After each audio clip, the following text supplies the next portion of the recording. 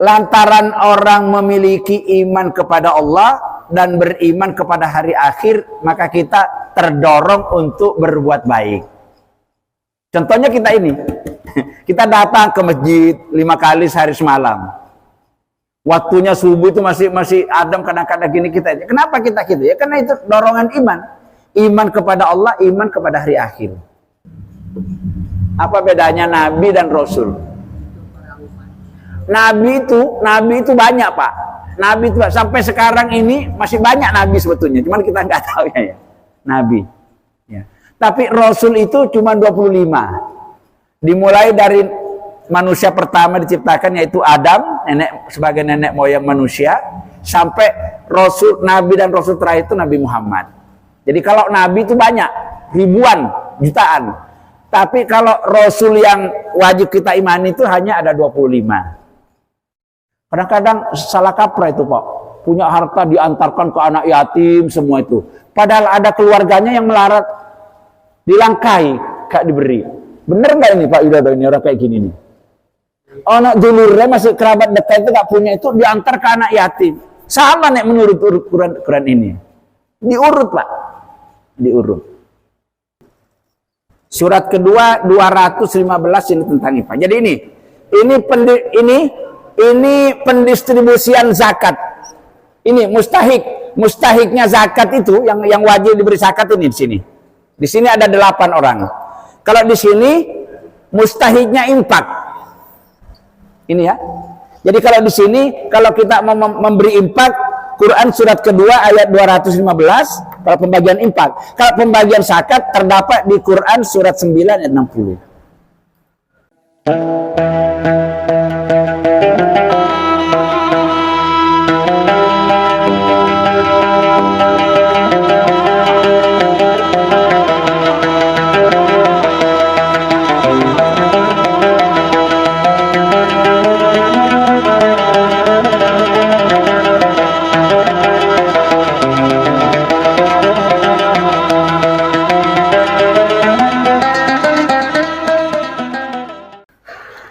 Assalamualaikum warahmatullahi wabarakatuh.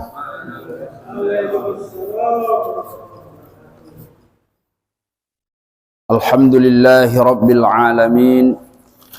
Wabihi nasta'in ala umurid dunya waddin.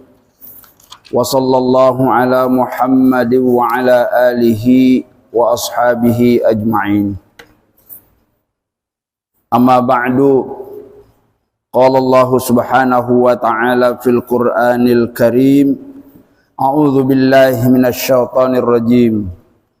Utslu ma uhiya ilaika minal kitabi wa aqimis shalah. Innas salata tanha 'anil fahsya'i wal munkar. Shadaqallahul adzim. Bapak-bapak sekalian, para peserta kajian Al-Qur'an yang dirahmati Allah dan yang kami hormati. Alhamdulillah, bersyukur kita kehadirat Allah Subhanahu wa taala sampai pada malam hari ini Allah masih berkenan melimpahkan rahmatnya, melimpahkan kasih sayangnya pada kita sekalian sehingga kita bisa melaksanakan sebagian kewajiban kita selaku hambanya, yakni sholat maghrib berjamaah dilanjutkan dengan mempelajari kitab sucinya seperti yang kita lakukan pada malam hari ini. Salawat dan salam semoga tetap tercurah kepada Rasulullah sallallahu alaihi wasallam, juga kepada seluruh keluarga dan sahabat-sahabatnya, kepada seluruh umatnya yang senantiasa berupaya menghidupkan sunnah-sunnahnya sampai akhir zaman nanti. Amin ya rabbal alamin. Kita berdoa dulu bersama-sama. Bismillahirrahmanirrahim. Allahumma ftah lana hikmataka wanshur alaina min khazaini rahmatika. Rabbi zidni ilma warzuqni fahma. Amin. Makro atau alamat bacaan kita pada malam hari ini ialah kita akan mempelajari tentang rukun iman dan rukun Islam. Silakan dibuka Bapak sekalian halaman 27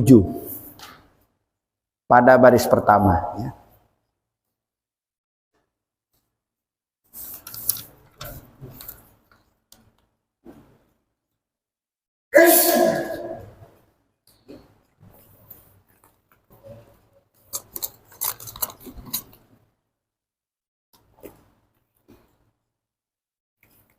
Ketemu ya? Laisal birra itu awalnya ya.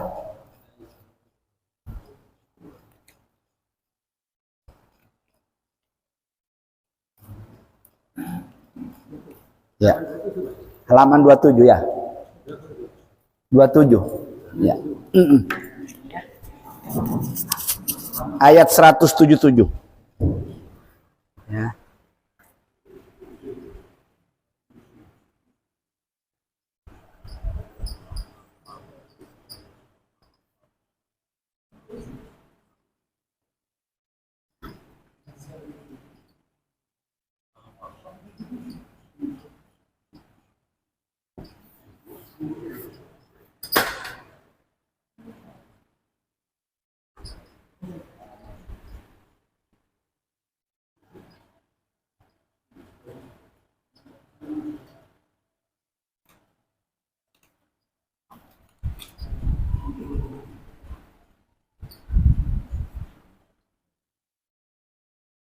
Ya, ini ya. Temanya pokok-pokok ajaran Islam yang sering disebut rukun iman dan rukun Islam. Ya. Temanya sudah kita ketentukan. Berikutnya kita akan membaca dengan tartil sama-sama. Setelah saya membaca nanti bapak-bapak sekalian ikut.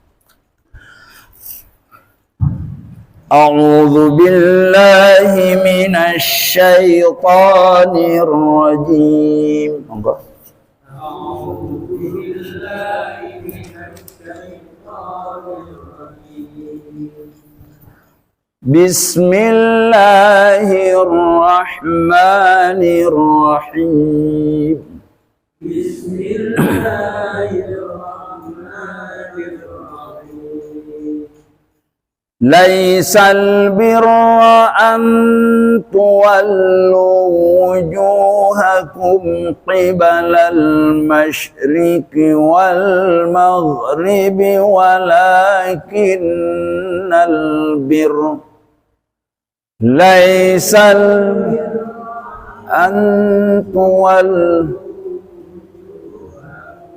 qibalal masyriqi wal maghribi walakinnal birra. Ya, sampai di situ napasnya. Walakinnal birra man amana billahi wal yawmil akhir wal malaikah. Walakin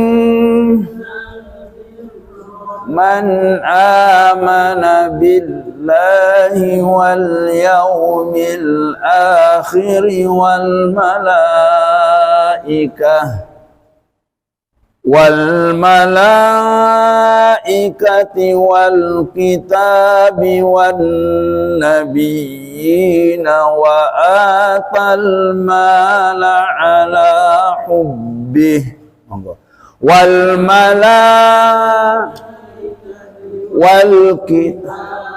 wan nabiyina wa atal mala ala hubbih. Ya, berhenti di situ. Wa atal mala ala hubbihi dzawil qurba wal yatama wal masakin. Wa atal mala ala dzawil qurba wal yatama wal masakin. Wal masakin wa ibnas sabili was-sa'ilina wa fir riqab wal masakin sa'ilina wa fir riqab wa aqamas salata wa ataz zakah wa aqamas salata wa ataz zakah wal mufuna bi ahdihim idza ahadu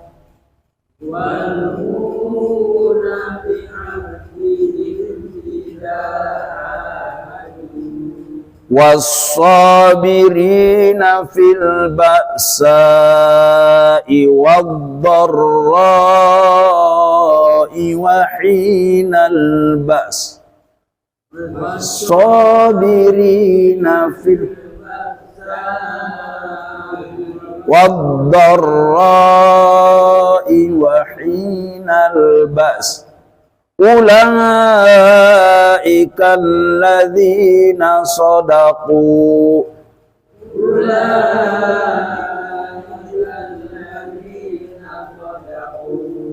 wa ulaika humul muttaqun.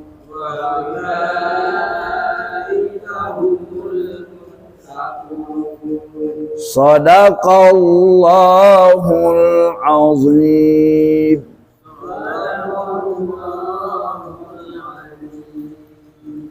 Ini surat apa ini? Surat apa? Al-Baqarah. Surat keberapa? Surat kedua. Ayat berapa? Ayat berapa? Agak panjang ya, ayatnya agak panjang. Baik, temanya tentang apa ini? Rukun iman. Rukun iman dan rukun Islam. Ya, disebut juga asasul Islam. Asasul Islam itu pokok-pokok atau garis-garis besar ajaran Islam. Terdapat di sini. Makanya agak panjang ayatnya ya. Kita lihat sekarang, kita tarjim, akan kita baca terjemahnya.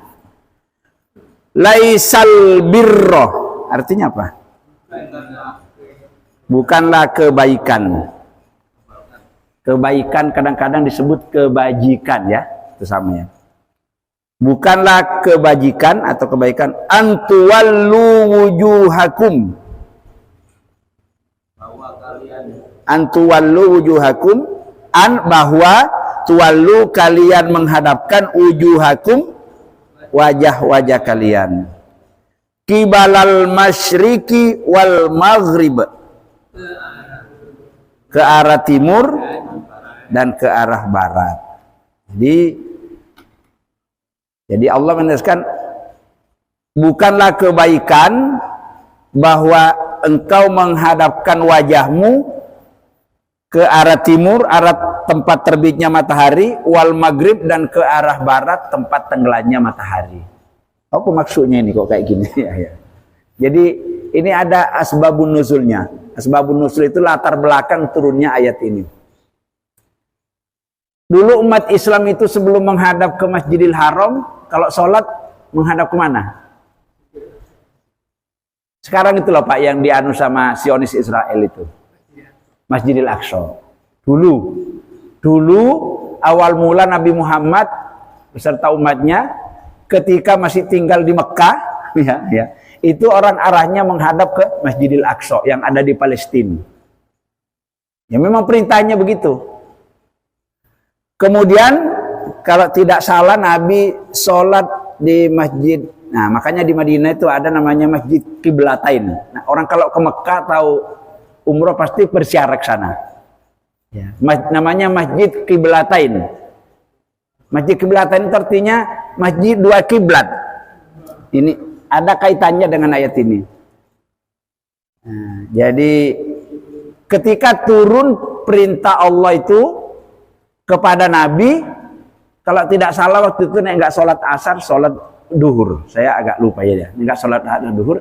Tiba-tiba malaikat datang, malaikat Jibril datang, tentu atas perintah Allah, disampaikan kepada Rasulullah. Terus Nabi Muhammad itu disuruh berubah kiblatnya ke arah Baitul Maqdis, menghadap ke arah Masjidil Haram.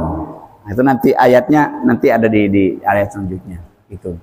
Akhirnya waktu itu geger umat Islam itu ya, namanya sesuatu yang baru geger ini ya. Ini gimana ini ya? Ada yang tetap mau menghadap ke timur, ada tetap mau menghadap ke barat. Ya, geger ya nih. Mana yang benar ini? Ya. Di saat umat Islam itu geger, ada keputusan, tiba-tiba ayat ini turun untuk meluruskan. Nah, gitu loh maksudnya. Jadi intinya kayak gini. Walau sampai nggak usah mempersoalkan persoalan apa? Menghadap ke timur, kayak mau menghadap ke barat, mau ke utara, mau ke timur. Nggak penting itu. Nggak penting. Ya. Sama sekarang geger. Orang mau Habib turunannya Nabi apa bukan turunannya Nabi, nasabnya bos gak penting itu. Ya, meskipun turunannya Nabi naik kafir ya gak ada maknanya di sisi Allah. Ya gak penting itu. Itu buang-buang waktu kita geger gitu. Sama dengan ini. Mau menghadap ke timur kayak ke barat kayak ke selatan gak penting itu. Ya, gak usah geger. Akhirnya ayat ini turun untuk menjelaskan. Kamu gegeran soal urusan kiblat mau ke timur apa ke barat nggak penting. Itu bukan itu, tolak ukur kebaikan itu bukan itu. Yang dikatakan baik itu bukan itu. Nah, terus lanjutnya kita walakinnal birra. Terus ya, tetapi yang dikatakan kebajikan atau kebaikan itu apa tolak ukurnya? Man amana billah. Artinya ya, iman kepada Allah. Yang kalau orang dikatakan orang baik itu bukan gegeran soal urusan menghadap kemana itu.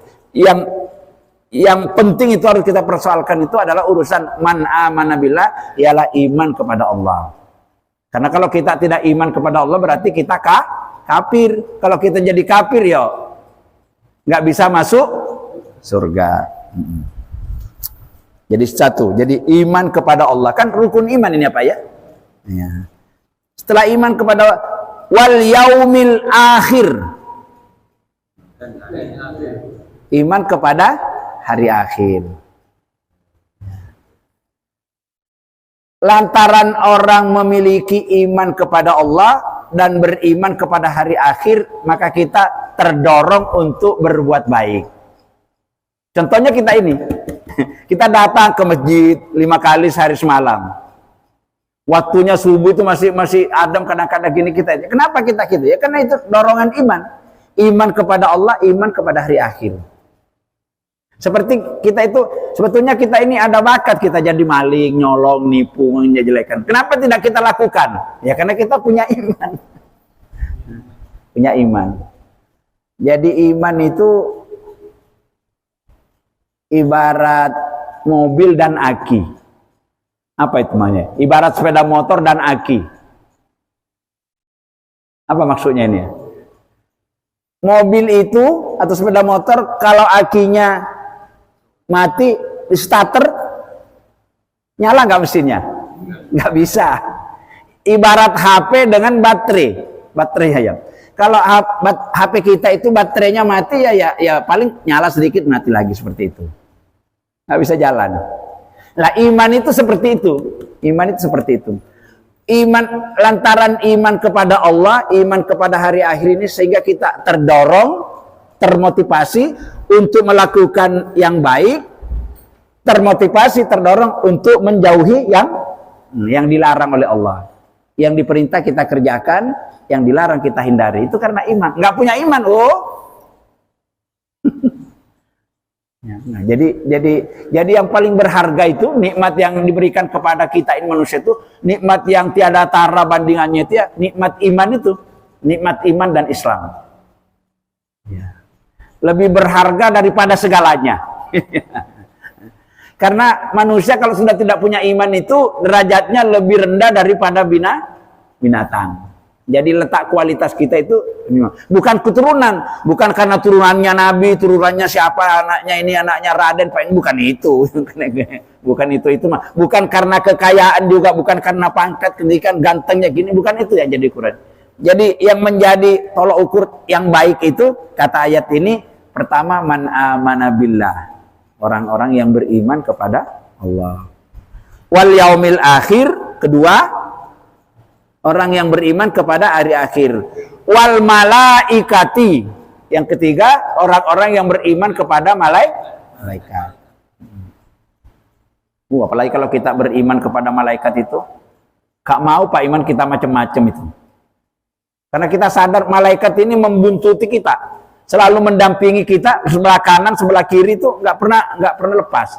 Di samping kita diawasi oleh Allah, ngawasi terus 24 jam. Allah juga menciptakan dua malaikat yang sebelah kanan kiri kanan kita itu juga tugasnya untuk mengawasi. Malaikat sopo jenenge Pak Adi? Yang di sebelah kanan. Raqib, yang sebelah kiri Atid. Itu ayatnya ada di surat Qaf, surat 50 ayat 17-18. Yang artinya gini, tidak ada suatu perkataan, suatu perbuatan yang dilakukan oleh manusia dalam hidup ini dalam keadaan apapun kecuali ada malaikat yang mencatat, yang ada di sebelah kanan, yang ada di sebelah kiri. Namanya malaikat Raqib Atid. Kalau orang memahami ini, insya Allah nggak mau macam-macam Pak kita Pak. Tapi biasanya itu dilupakan. Lupa. Jadi alhamdulillah iman itu paling berharga. Wal kitabi. Nah, iman kepada kitab. Ada berapa Pak Win kitab yang harus kita imani? Ada berapa? Ya, ada 4. Zabur, Taurat, Injil, Al-Quran. Nah, ini iman kepada kitab. Kitab di sini yang dimaksud di sini Al-Quran ya.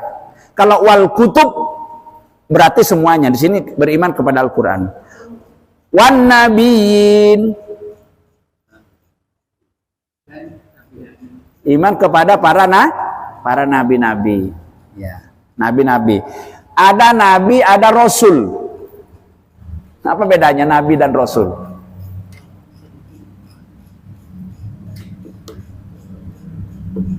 Apa bedanya nabi dan rasul? Nabi itu banyak Pak. Nabi itu sampai sekarang ini masih banyak nabi sebetulnya, cuman kita nggak tahu ya. Nabi. Ya. Tapi rasul itu cuma 25. Dimulai dari manusia pertama diciptakan yaitu Adam, sebagai nenek moyang manusia, sampai rasul, nabi dan rasul terakhir itu Nabi Muhammad. Jadi kalau nabi itu banyak, ribuan, jutaan. Tapi kalau rasul yang wajib kita imani itu hanya ada 25. Ya. 25 nabi dan rasul, masing-masing 25 nabi dan rasul itu Allah mengutusnya diberi mukjizat. Ya, mukjizat itu sesuatu yang luar biasa yang ada pada dirinya agar orang-orang atau manusia itu gampang percaya. Ya. Seperti Nabi Muhammad itu mukjizatnya banyak sekali. Ya, banyak sekali mukjizatnya Nabi Muhammad. Kalau Nabi Musa tongkatnya bisa berubah menjadi ular. Ya. Nabi Musa bisa menghidupkan orang mati. Hanya. Kalau Nabi siapa itu? Nabi Sulaiman? Ya, bisa berkomunikasi, ngerti bahasanya binatang, termasuk bahasanya semut. Nah, itu dan banyak lagi yang lainnya. Ya. Jadi di sini coba lihat, rukun iman di sini 1, man amana billah. 1, iman kepada Allah. Wal yaumil akhir, yang kedua iman kepada hari akhir atau hari kiamat. Wal malaikati, iman kepada wal kitabi, iman kepada kitab Al-Quran. Wan nabiyina, iman kepada nabi. Kurang 1 yang nggak ada, apa lagi rukun iman? Qada dan qadar. Qada dan qadar Allah itu dijelaskan di dalam hadis. Ya, ketika Rasulullah, ya Rasul, iman itu seperti apa gambarannya ya Rasul? Sahabat bertanya. Pernah menjawab, antu'mina billahi wa malaikatihi wa kutubihi wa rusulihi wal yaumil akhir. Terus wabil qada'i khairihi wa syarrihi, di situ dalam hadis. Di sini enggak disebutkan. Iman kepada takdir Allah enggak disebutkan di sini. Mungkin di ayat yang lain, tapi di sini hanya disebutkan 5. Ya, 5 ya. 1, 2, 3, 4, ya 5. Oke. Ya. Jadi dasar-dasar pokok kebaikan di sini yang disebut rukun iman di sini ada 6. Berikutnya wa'atal mala dan memberikan harta. Memberikan harta itu wujudnya kayak apa Pak Win? Kalau Allah memberikan harta kepada kita terus kita berbagi dengan wujudnya berbentuk apa? Bisa berbentuk zakat ya, bisa berbentuk sodako, bisa berbentuk infak, bisa berbentuk apa lagi? Sodako, infak, zakat. Kalau kita berikan ke masjid itu loh, untuk belikan keramik, belikan semen, belikan besi, apa itu? Apa namanya itu? Wakaf. Ada itu yang paling bagus itu wakaf itu kan, ya seperti itu. Jadi wa'atal mala. Ya. Jadi orang-orang yang baik di samping beriman kepada rukun iman yang 6 itu, selanjutnya ciri-ciri orang yang benar keimanannya itu wa'atal mala, kalau punya harta berbagi. Ala hubbihi, yang dicintainya. Jadi yang paling tinggi nilainya itu kalau kita memberikan harta kepada orang lain, harta yang paling kita cintai. Tapi ini jarang terjadi Pak Gus. Biasanya itu kalau orang mau memberi itu kepada orang dipilih sing elek iku lho. Dia nggak senang diberikan kepada orang lain.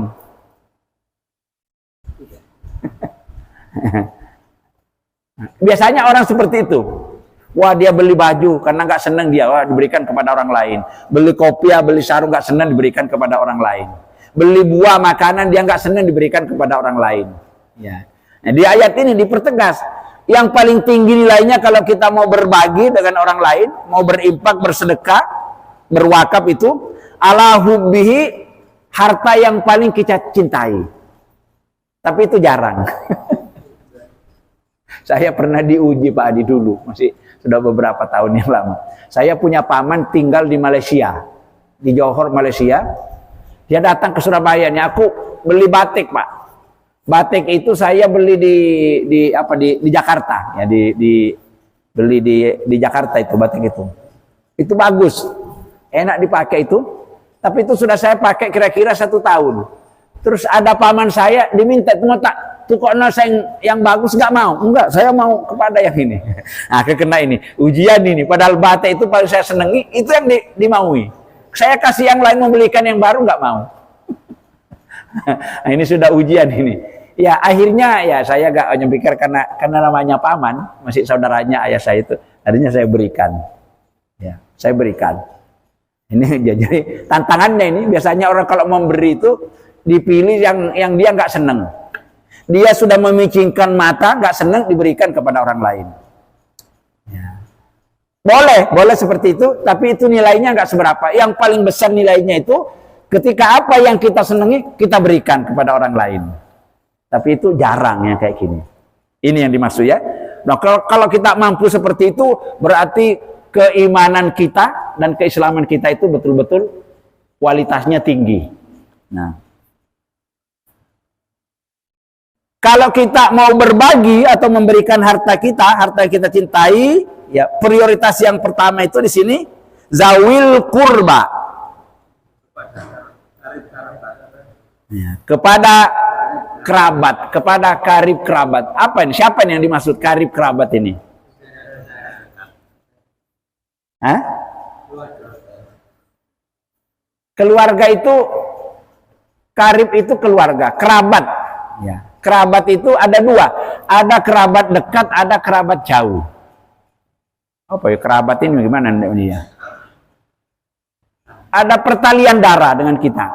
Ya, contohnya koyok paman, keponakan, saudara, kakek, nenek, pak le, pak de itu ya, bule,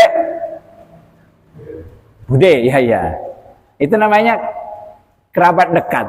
Kerabat dekat itu haram menikah dengan kita. Namanya kerabat dekat. Kerabat kerabat jauh itu koyok misanan. Karena kalau kita misanan itu kan boleh menikah, Pak. Ya, itu kerabat jauh. Sepupu 1 kali, sepupu 2 kali, sepupu 3 kali. Tapi masih ada hubungan kakek nenek itu, kerabat ya. Kerabat jauh. Yang sudah bisa menikah dengan kita itu namanya kerabat jauh. Kerabat dekat itu yang haram menikah dengan kita. Lah kalau kita mau berbagi, sama-sama mau berbagi, ada kerabat dekat, ada kerabat yang jauh, yang diutamakan yang mana? Kerabat dekat. Kerabat dekat dulu. Tapi lihat juga status sosialnya sehari-hari. Ini kerabat dekat tapi punya. Ini kerabat jauh tapi melarat. Nah, itu ya, seperti itu. Itu diurut, Pak, itu urutannya. Baru selanjutnya wal yatama. Wal yatama baru anak ya yatim. Wal masakin. Diurut itu ya. Jadi kaum kerabat dulu, kerabat ada 2 lagi, ada kerabat dekat, ada kerabat jauh. Kalau ada kerabat dekat, kalau tidak ada kerabat dekat, kerabat jauh, baru selanjutnya wal yatama.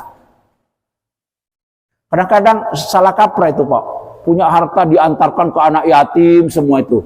Padahal ada keluarganya yang melarat, dilangkai, gak diberi. Bener nggak ini Pak Widodo, ini orang kayak gini nih? Anak dulurnya masih kerabat dekat itu gak punya, itu diantar ke anak yatim. Sama nih menurut Quran ini. Diurut, Pak. Diurut. Ya. Mbak, ya, jadi kerabat dekat dulu, ya. Tidak ada kerabat dekat baru kerabat jauh, tidak ada kerabat jauh baru melangkah ke anak yatim. Anak yatim selanjutnya orang-orang miskin. Nah, yang selanjutnya lagi wabanas sabil. Ibnu sabil. Ibnu sabil itu anak jalan. Apa maksudnya anak jalan di sini? Ibnu sabil itu pengertiannya begini. Orang yang sepanjang hidupnya waktunya itu banyak dihabiskan di jalan. Mondar-mandir ke sana kemari. Dari Surabaya ke Malang, dari Malang ke Jember, dari Jember ke Sumenep. Ya. Dari Sumenep ke Pamekasan, Pamekasan langsung terbang lagi ke Malaysia, dari Malaysia ke Jayapura. Hampir begitu banyak. Tapi tujuannya itu untuk ngurusin agama.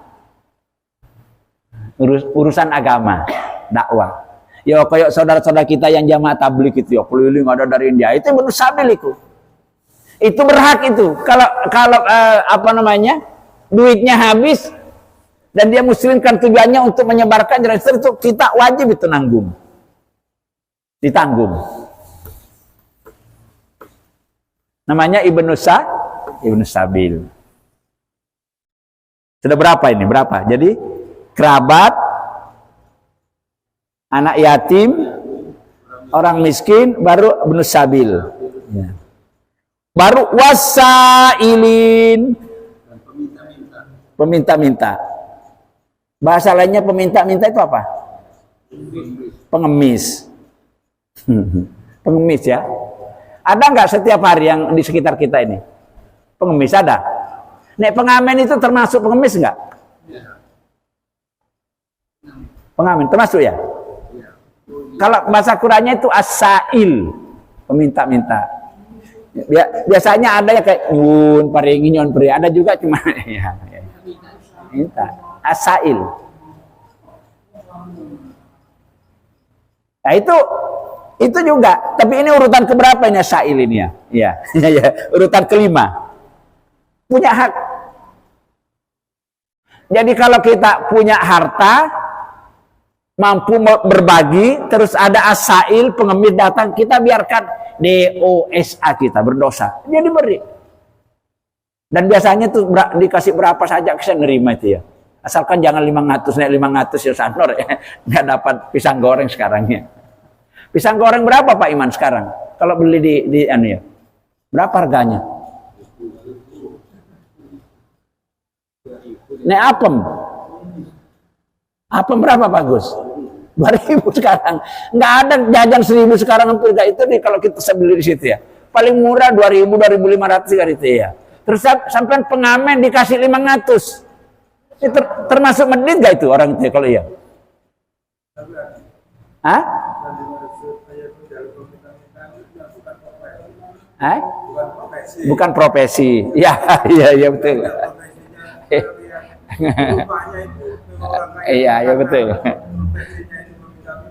Betul Pak Gus ya. Jadi orang minta-minta itu Pak Pur ada dua. Ada orang minta-minta karena memang kebutuhan ya, koyok pengemis itu. Tapi nggak tahu juga, nggak jelas. Ada orang minta-minta memang profesi, hobi. Di Kabupaten Sumeneb itu Pak Pur, beberapa tahun yang lalu, Kepala Kantor Kementerian Agama Kabupaten Sumeneb itu membuat surat edaran untuk seluruh provinsi Jawa Timur. Karena di sana itu kedapatan ada kampung, nggak usah kita sebutkan kampung apa itu rumah di sana nggak ada yang jelek. Wah, semua itu kalah Pak, rumah-rumah Surabaya itu ya.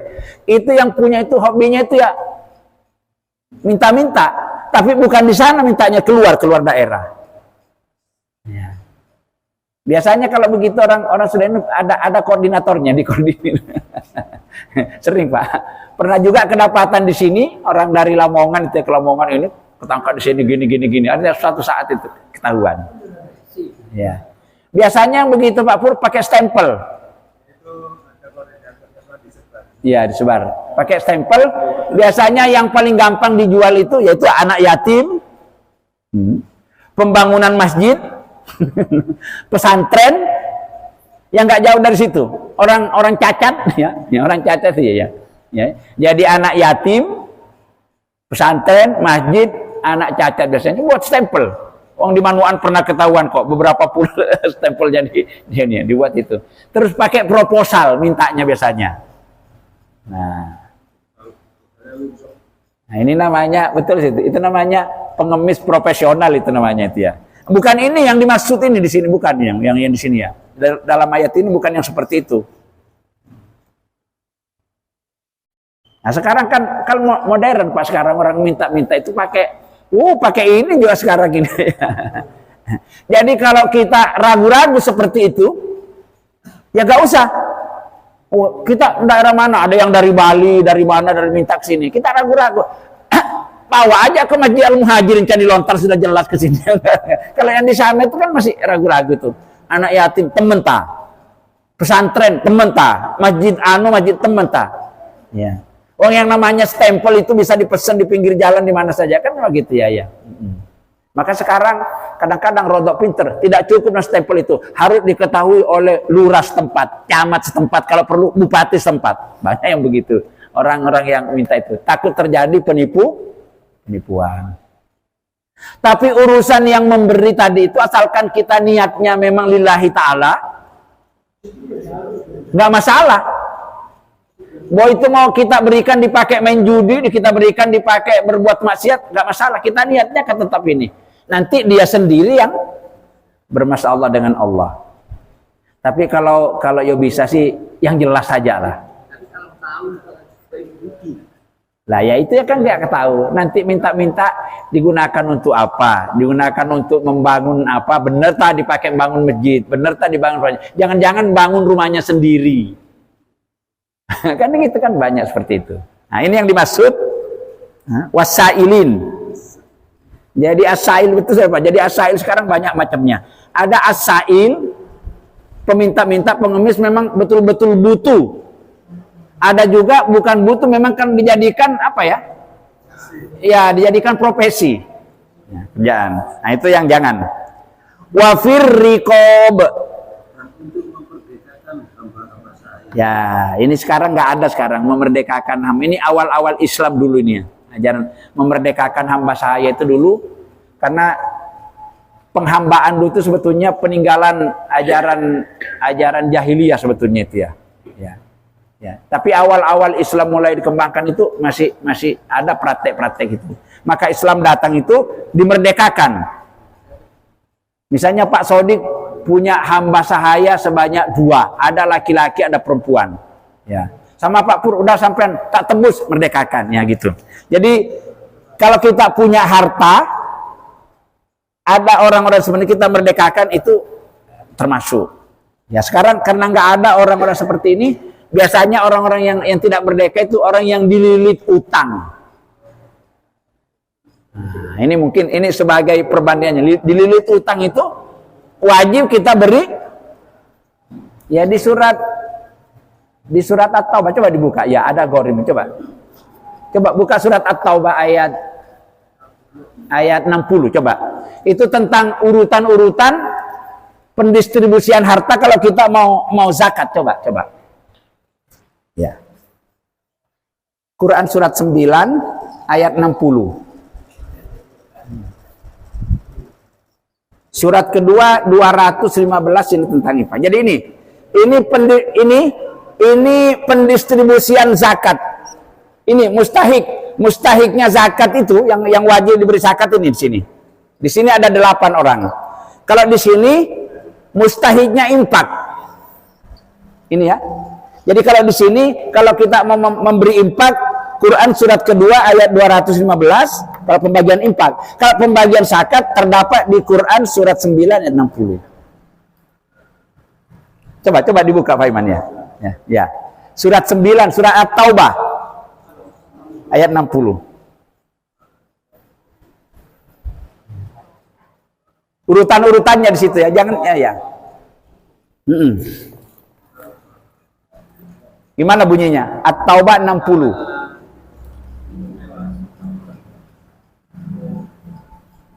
Ya, bagaimana bunyinya Pak Win? Hah? Innama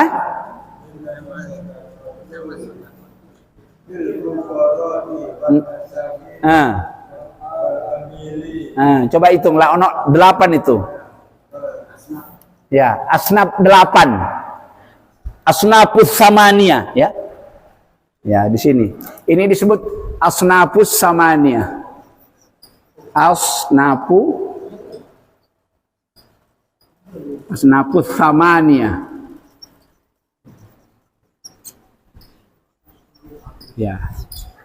Golongan 8 golongan mustahik zakat ini. Mustahik zakat diberikan kepada 8 golongan. Ini zakat mal ini bukan zakat fitrah, zakat mal. Kalau zakat fitrah itu haknya fakir miskin, nggak boleh yang lain. Kalau ini zakat mal ini, ya zakat mal. Coba, innamas shadaqatu, sesungguhnya zakat itu lil fuqara, orang-orang fakir. Yang kedua, wal masakin, orang-orang miskin. Yang ketiga, wal amilin. Amil itu ya petugas pengurus zakat itu namanya amil. Terus yang keempat siapa? Ibnu Sabil masuk ya, Ibnu Sabil masuk tadi di ayat Al-Baqarah. Ibnu Sabil anak jalannya ya. Terus yang kelima siapa?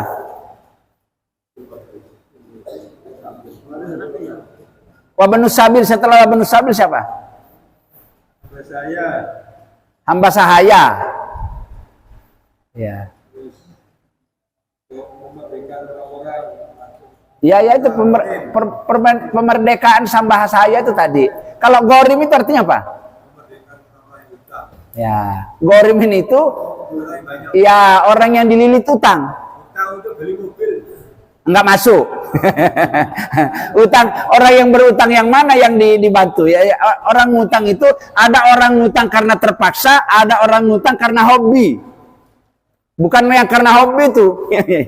Nah, yang terpaksa dililit utang karena misalnya urusan kebutuhan, urusan sekolahnya anaknya, kasihan, kemudian memang yang kebutuhan pokoknya lah sampai ngutang-ngutang itu. Kita tahu orang ini kasihan, itu berhak menerima zakat. Gorim namanya ya. Terus siapa lagi?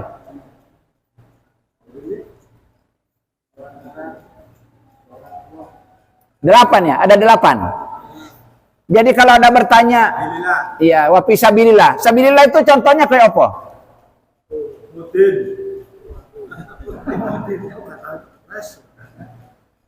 Mudin termasuk sabilillah enggak, Mudin? Terus marbot yang jaga masjid itu termasuk sabilillah enggak gitu ya? Pak Pur, marbot masjid itu yang biasa dengan itu termasuk sabilillah enggak? Guru-guru TPA, TPQ. Ya. Gurunya suge-suge. Ustadz yang sering ngasih pengajian. Sabilillah ku. Tapi lek suge ya oleh. Iya, karena prinsipnya pemberian harta itu kan orang yang butuh, Pak. Seperti tadi ada kerabat kita ya, kerabat itu utama kalau memang melarang, kalau kaya ya jangan, dia lebih baik anak yatim, begitu loh ya. Jadi wafisabilillah itu pengertiannya dua, bisa langsung ke petugasnya, bisa juga kepada materialnya ya. Misalnya ini ada pembangunan masjid ya, kita pembangunan masjid ini, kita belikan semen, belikan besi, belikan cat, belikan itu sabilillah itu. Tapi sabilillah itu juga bisa juga berarti zakat kita itu diberikan kepada orang-orang yang bertugas ngurusin ya, ngurusin pesantren, ngurusin masjid, ngurusin lembaga-lembaga dakwah gitu-gitu ya, guru-guru ngaji dan seterusnya yang memang itu namanya termasuk sabilillah itu. Itu berhak mendapat zakat. Jadi ada 8 golongan. Sudah nyampe? Oh, cukup ya. Nanti dilanjut orang-orang yang berhak ini tadi At-Taubah ayat 60. Kalau yang infak itu lain lagi, Al-Baqarah 215. Insya Allah nanti kita akan lanjut pada pekan yang akan datang. Apa temanya tadi ini Pak Masan?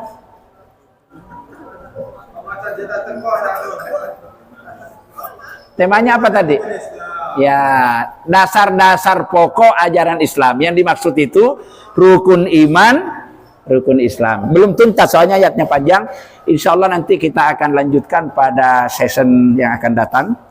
Mudah-mudahan kita semua tetap dalam keadaan sehat walafiat. Dan apa yang kita kaji pada malam hari ini tentang rukun Islam dan rukun iman, mudah-mudahan bisa kita amalkan di dalam kehidupan sehari-hari, agar kita mengamalkan Islam ini lama-kelamaan nanti bisa sempurna. Karena kita ini semuanya masih sedang berproses ya, sedang memproses diri menuju kepada iman yang lebih baik atau lebih lengkap atau lebih sempurna. Insya Allah demikian. Untuk sempurnanya majelis ini kita tutup bersama-sama dengan membaca doa kifaratul majelis. Monggo.